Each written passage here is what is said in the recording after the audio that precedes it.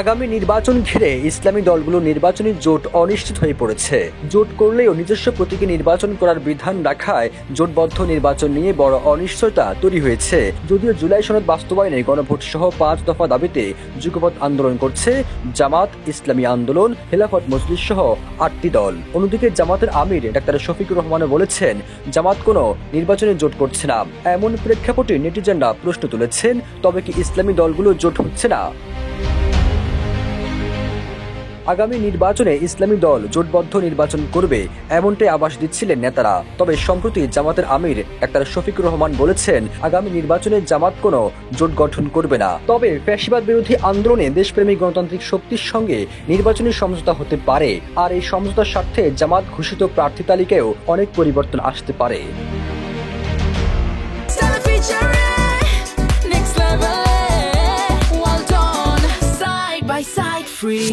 এই বিষয়ে ইসলামী আন্দোলনের আমির মুফতি সৈয়দ মোহাম্মদ রেজাউল করিম জানান, ইসলামী ও সমমনা দলগুলোর জোটবদ্ধ নির্বাচনের চেষ্টা চলছে। নির্বাচনের তফসিল ঘোষণা হলে জোটের ব্যাপারে আগ্রহী হয়ে উঠবেন দলগুলো। তবে দলটির অন্য একটি সূত্র মতে জানা গেছে, জোটবদ্ধ নির্বাচন না হলেও আসন সমঝোতা নির্বাচন করবে দলগুলো।